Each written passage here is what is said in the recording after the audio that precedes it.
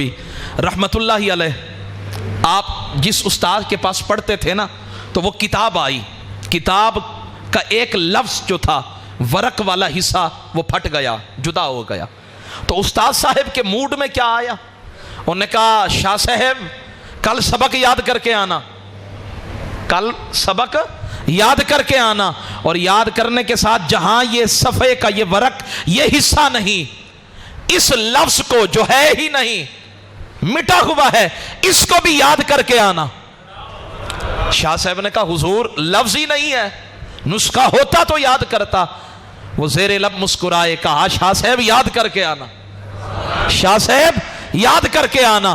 اب شاہ صاحب گئے، بچپن کا زمانہ تھا، ایک درخت کے نیچے جا کر بیٹھ گئے، رونے لگ گئے، کہنے لگے یا اللہ ورق کا حصہ ہی نہیں ہے، یاد کیسے کروں؟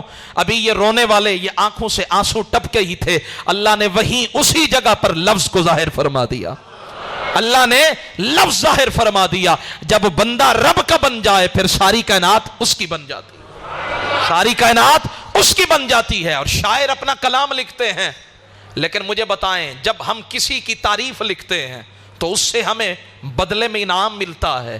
میں نے کہا یا اللہ تو نے اپنے نبی کی تعریف میں کیا کیا؟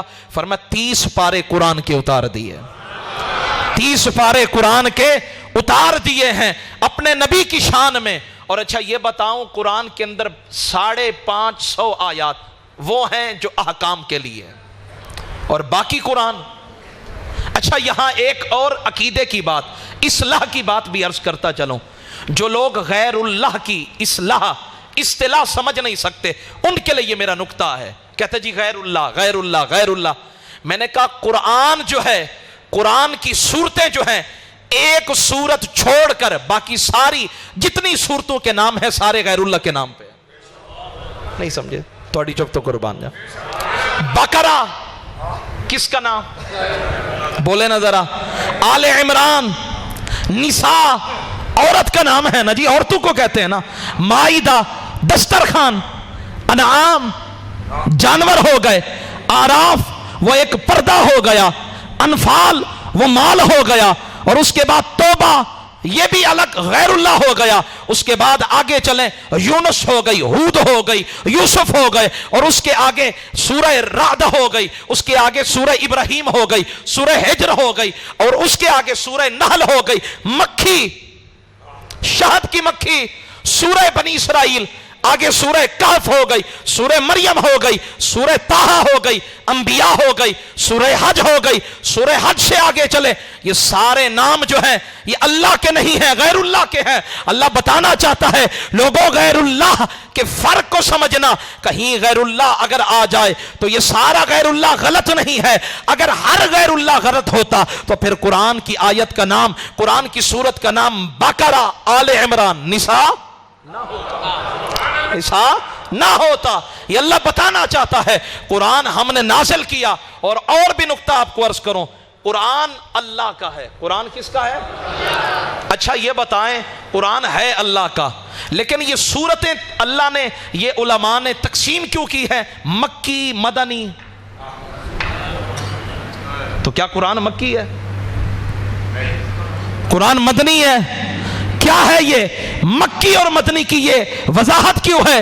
قرآن تو من جانب اللہ، اللہ سے آیا، تو پھر یہ سورت مکی کیسے بن گئی؟ یہ سورت مدنی کیسے بن گئی؟ میں نے کہا یا اللہ بتا تو صحیح راز کیا ہے؟ اللہ نے فرمایا جہاں میرا یار تھا۔ نہیں سمجھے میری بات کو؟ تھوڑی چپ تو قربان۔ جہاں میرا یار تھا اور وہیں اترا قرآن، تو ہم نے اس سورت کا نام آسمان نہیں کہا، ہم نے یہ نہیں کہا یہ سورت جبریل لے کر آئے، لیکن آسمانی۔ اچھا یوں بھی ہو سکتا تھا آسمانی سورت، زمینی سورت،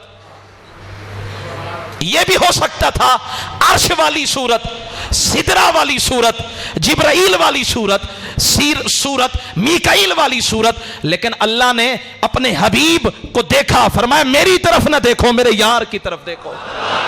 میرا یار مکہ میں، قرآن مکہ میں، اور جہاں یار ہوگا قرآن بھی وہی ہوگا، اور جہاں قرآن ہوگا تو کہا پھر اس کا نام اور نہیں ہے، میرا یار مکہ میں تو قرآن بھی مکہ میں۔ سورت کا نام بھی مکی ہے، اور اگر میرا یار مدینہ میں ہے، قرآن بھی مدینہ میں آیا، ہم نے سورت کا نام بھی مدنی رکھ دیا۔ کہاں کہاں لڑو گے، کہاں کہاں سے نکالو گے؟ قرآن بھی مکی بن گیا، مدنی بن گیا۔ میں نے کہا یہ لفظ مکی ہونا یہ بھی نبی کی ثنا ہے، یہ سورت کا مدنی ہونا یہ بھی میرے نبی کی ثنا ہے۔ اللہ بتانا چاہتا ہے مصطفیٰ جیسا نہ کائنات میں پہلے آیا نہ بعد میں آیا، حضور جیسا کوئی نہیں ہے، سرکار جیسا کوئی نہیں ہے۔ اور آگے چلیں، مزید آگے چلیں تو میرے آقا کے غلاموں، میرے حضور علیہ السلام فرماتے ہیں القرآن یدلکم علی دائکم و دوائکم۔ فرمایا قرآن جو ہے نا یہ ایسا حکیم ہے، اسپیشلسٹ ڈاکٹر ہے، یہ تمہارا مرض بھی تمہیں شناخت کر کے دیتا ہے۔ القرآن یدلکم علی دائکم، یہ تمہارا علاج، تمہاری بیماری بھی بتائے گا، اور اس بیماری کا علاج کیا ہے یہ بھی بتائے گا۔ پنساری کے پاس جاؤ نا، وہ لکھی ہوئی دوائی دے گا لیکن اسے پتہ نہیں ہے یہ ہے کس لیے۔ لیکن قرآن ایسی جامع ترین کتاب ہے، قرآن ایسی عظمت والی کتاب ہے، فرمایا جس کے اندر تمہاری بیماریاں بھی تمہیں قرآن بتائے گا، اور بیماریوں کے ساتھ ان کا علاج کیا ہے قرآن یہ بھی بتائے گا۔ اور پھر میرے حضور فرماتے ہیں سنیے گا ذرا، قرآن کے ساتھ پیار کریں، قرآن کے ساتھ محبت کریں۔ جیسے حاجی صاحب کہہ رہے تھے اس کی زبر زیر پیش، یہ زبر زیر پیش لگوائے حجاج بن یوسف نے، حجاج بن یوسف نے یہ زبر زیر پیش لگوائے، اور قرآن جمع ہوا صدیق کے زمانے سے شروع ہوا، اور فاروق رضی اللہ عنہ کے زمانے میں، حضرت عثمان کے زمانے کے اندر آ کر قرآن پاک مکمل ایک نسخہ کی صورت میں جمع ہو گیا۔ اب اس نسخے کو نسخے صحف عثمانی کہا جاتا ہے۔ تو کہا سنے 1400 سال ہو گئے قرآن کی عظمت کے لئے، کیا یہ ایک جملہ کافی نہیں کہ آج تک کفار نے ایڑی چوٹی کا زور لگایا لیکن قرآن کی ایک زبر میں بھی رد و بدل نہیں ہو سکا، ایک زبر میں بھی رد و بدل نہیں ہو سکا، ایک زیر بھی نہیں بدل سکے، ایک پیش بھی نہیں بدل سکے۔ پیش تو جہاں رہ گیا کہیں مد بھی نہیں مٹا سکے، کہیں جزم بھی نہیں مٹا سکے۔ کیوں؟ اس لیے اِنَّا نَحْنُ نَزَّلْنَا الذِّكْرَ وَإِنَّا لَهُ لَحَافِظُونَ، اللہ فرماتا قرآن نازل بھی ہم نے کیا ہے اور اس کے محافظ بھی ہم ہیں۔ حضرت فاروق اعظم علامہ علاء الدین المتقی الہندی نے ایک بات لکھی ہے، اختتام کی طرف چل رہے ہیں، فرماتے ہیں حضرت عمر کی طرف کان رجل یکسر، ایک نوجوان حضرت عمر کے دروازے پہ بار بار آیا کرتا اور سوال کیا کرتا میں بڑا غریب ہوں، فقیر ہوں، میری مدد کر دیں۔ حضرت عمر ایک دن جلال میں آ گئے، فرمایا اذهب فتعلم کتاب اللہ، جاؤ ہر وقت سوال کرتے ہو اللہ کا قرآن سیکھو۔ وہ سوال کر رہا ہے، گھر میں کچھ نہیں۔ اب قرآن پڑھنا، جیسے حاجی صاحب کہہ رہے تھے کہ قرآن نور ہے، اور جو نور والے ہیں ان کی غذا بھی نور ہے۔ تو کہا سنو، حضرت عمر نے اس کی ظاہری فقر والی حالت کو نظر انداز کرتے ہوئے فرمایا اذهب فتعلم کتاب اللہ، کتاب اللہ، جاؤ اللہ کا قرآن پڑھو، اللہ کا قرآن سیکھو۔ وہ چلا گیا۔ اب چلا گیا، حضرت عمر رضی اللہ تعالیٰ نے کئی دنوں تک اس نوجوان کو نہیں پایا۔ تو ایک دن وہ سامنے نوجوان آ گیا، تو آپ نے فرمایا یار میں نے ایک دفعہ کیا بات کی، تم تو واپس آنا ہی بھول گئے۔